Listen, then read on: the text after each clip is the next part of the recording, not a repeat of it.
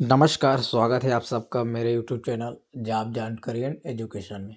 तो इस वीडियो में बात करेंगे राजनीति विज्ञान का एक महत्वपूर्ण टॉपिक न्याय।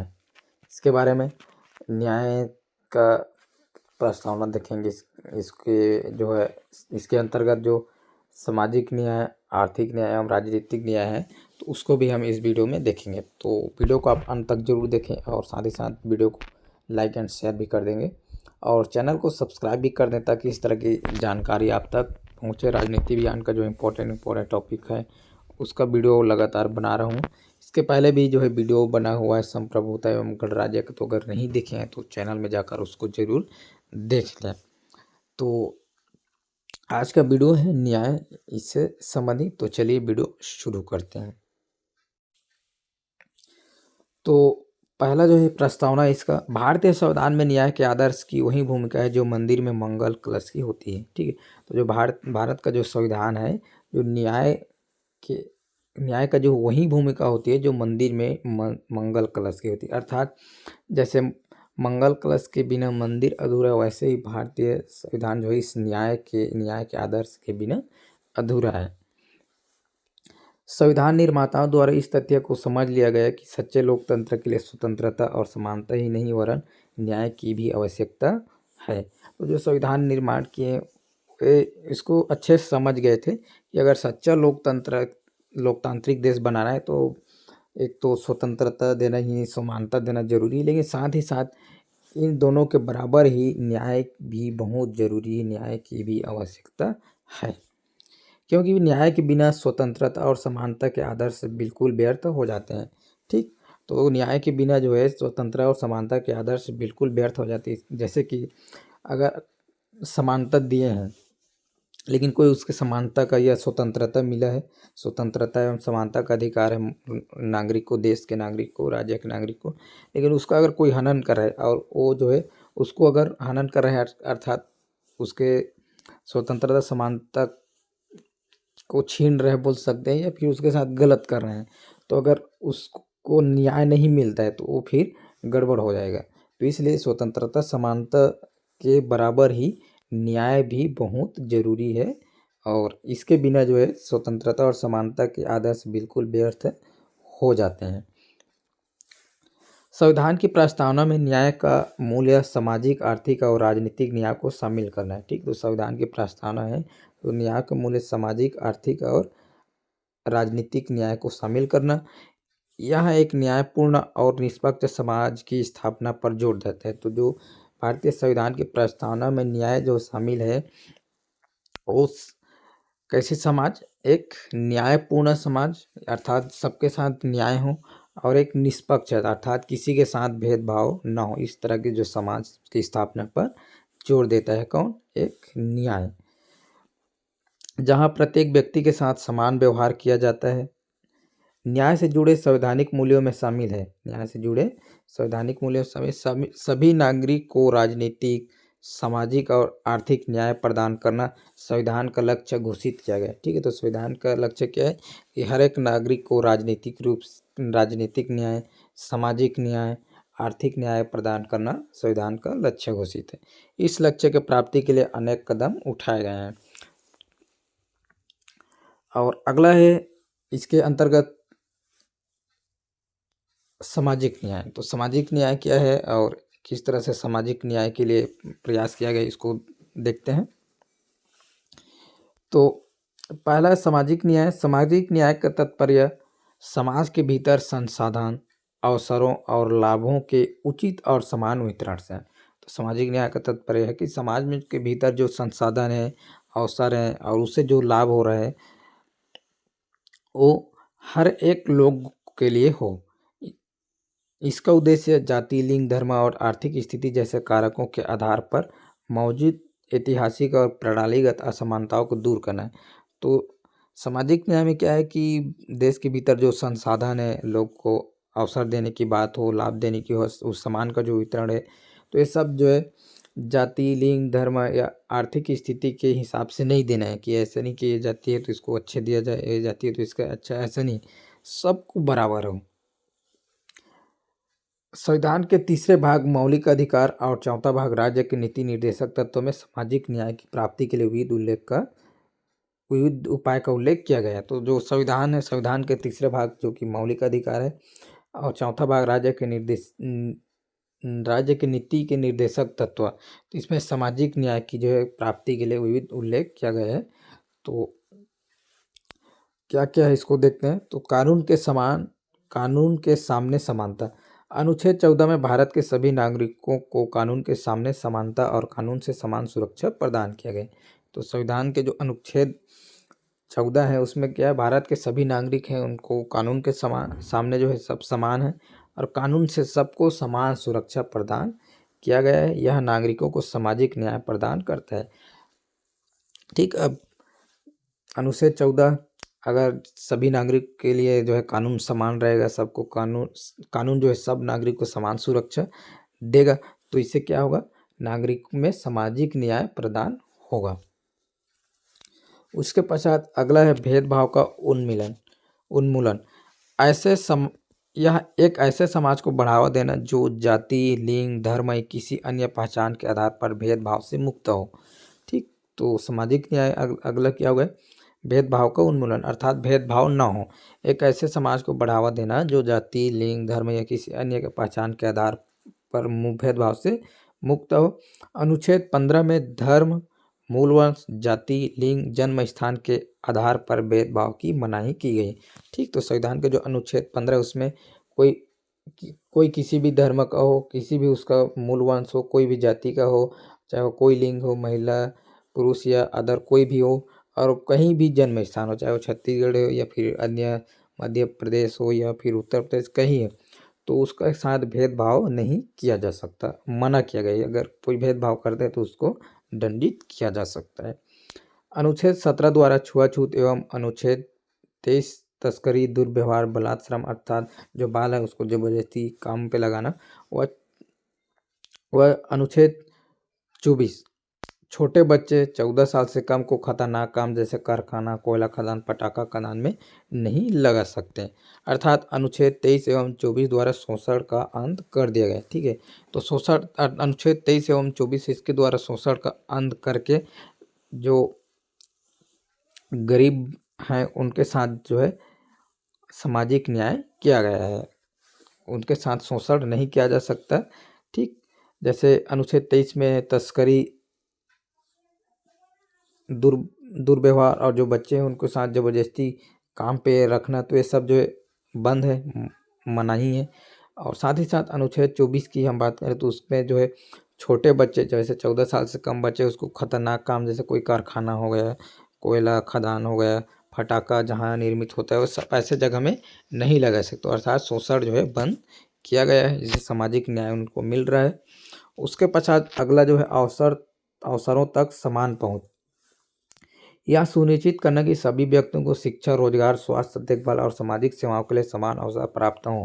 ठीक, तो अवसरों तक समान पहुँच ऐसा है कि शिक्षा है, रोजगार है, स्वास्थ्य देखभाल है, सामाजिक सेवा है, सबको बराबर रूप से मिले। तो इसके लिए अनुच्छेद 16 के द्वारा राज्य के अधीन पदों पर नियुक्ति के संबंध में सब नागरिकों को अवसर की समानता प्राप्त है। ठीक, तो अनुच्छेद 16 के हिसाब से के द्वारा राज्य के जितने भी पद हैं उसके नियुक्ति के लिए सभी लोग अगर उस योग्यता है तो जो है फॉर्म डाल सकते हैं, सबको बराबर अवसर मिलेगा। और अगला जो है राज्य के नीति निर्देशक तत्व के अंतर्गत सामाजिक न्याय की व्यवस्था किया गया है। ठीक, तो राज्य के नीति निर्देशक तत्व के अंतर्गत भी सामाजिक न्याय की व्यवस्था किया गया है।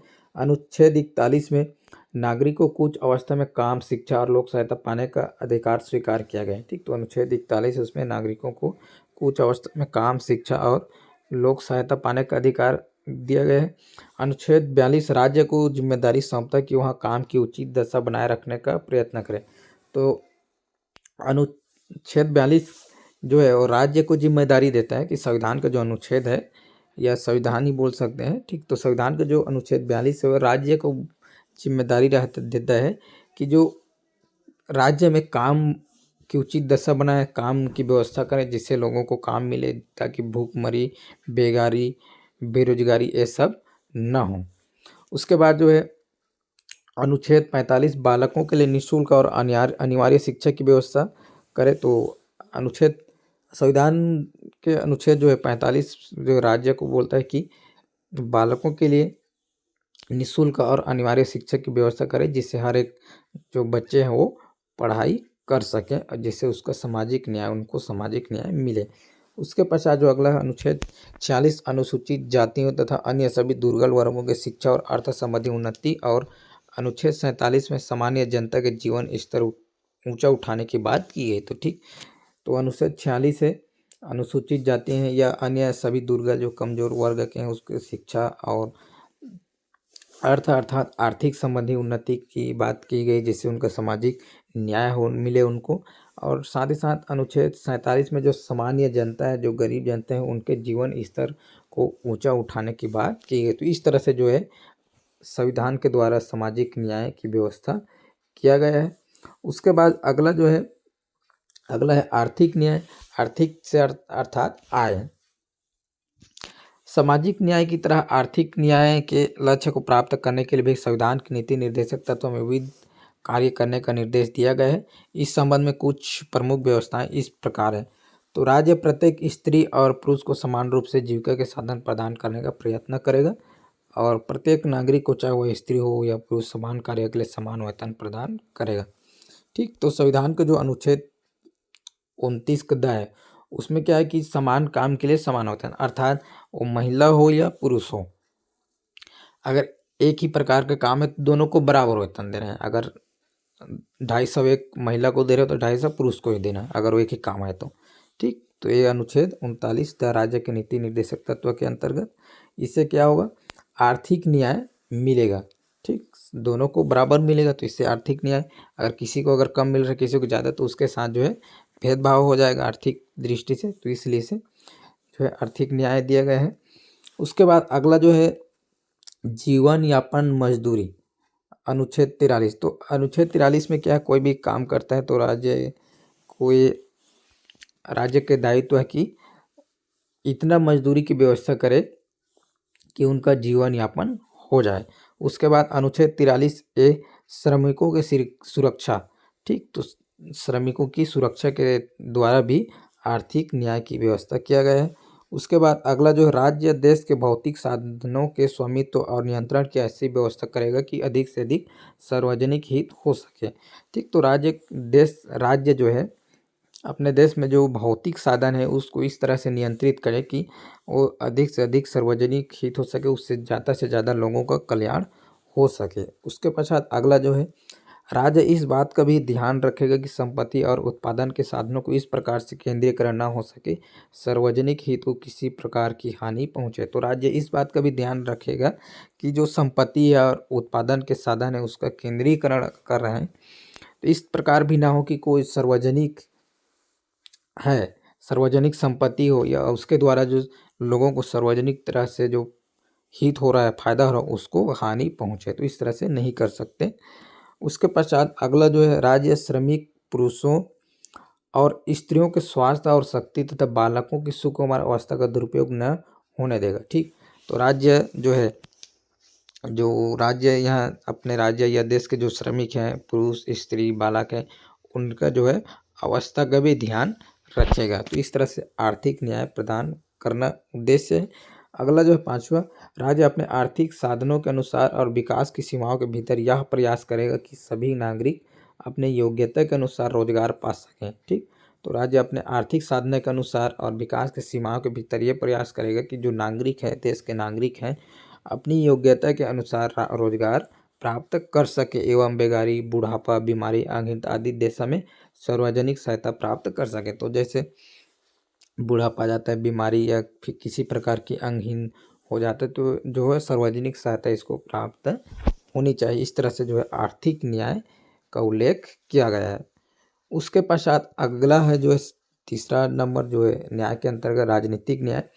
तो संविधान अपने नागरिकों को कई मौलिक अधिकार की गारंटी देता है, जैसे समानता का अधिकार अनुच्छेद 14, बोलने और अभिव्यक्ति की स्वतंत्रता का अधिकार अनुच्छेद 19, वोट देने का अधिकार अनुच्छेद 326 और संवैधानिक उपचारों का अधिकार अनुच्छेद 32।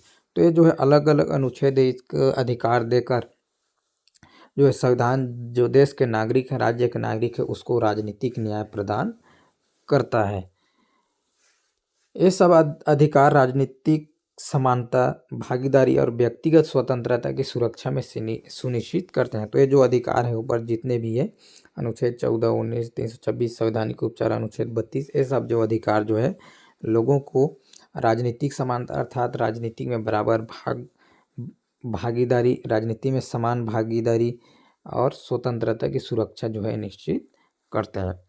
सार्वभौमिक वयस्क का मत अधिकार, अनुच्छेद 326 राजनीतिक भागीदारी और प्रतिनिधित्व सुनिश्चित करते हुए जाति, पंथ, धर्म या लिंग की परवाह किए बिना सभी वयस्क नागरिक को वोट देने का अधिकार देता है। तो अनुच्छेद 326 जो है उसके अनुसार कोई भी जाति के हो, कोई भी पंथ, कोई धर्म हो या कोई भी लिंग, महिला, पुरुष या अन्य हो, तो सभी जो व्यक्ति हैं वो जो है वोट दे सकते हैं। इस तरह से अधिकार देते हैं और इस तरह से अधिकार देकर जो है संविधान जो है अपने देश के नागरिकों को राजनीतिक न्याय की व्यवस्था करता है। तो ये जो है हुआ राजनीतिक न्याय और आर्थिक न्याय, साथ ही साथ सामाजिक न्याय। तो इस तरह से जो है न्याय है जिसके द्वारा जो है सामाजिक न्याय, आर्थिक न्याय और राजनीतिक न्याय जो देश के नागरिक हैं उनको मिलता है। तो फिलहाल जो है इस वीडियो में इतना ही। वीडियो अगर अच्छी लगी तो वीडियो को लाइक ज़रूर कर दें और जैसे नोट्स बना रहे होंगे तो यहाँ से एक बार फिर कर देते हैं, कहीं पर अगर छूटा हो तो नोट्स बना सकते हैं आप। और वीडियो को लाइक ज़रूर कर दें, शेयर भी कर देंगे और चैनल को अगर सब्सक्राइब नहीं किया तो सब्सक्राइब भी कर दें ताकि इस तरह की जानकारी, स्टडी, जॉब संबंधित जानकारी, कहीं पर भी कुछ वैकेंसी आते है उसकी भी जानकारी जो है आप तक पहुँचे। फिलहाल के लिए इतना ही। वीडियो को पूरा देखने के लिए बहुत बहुत धन्यवाद।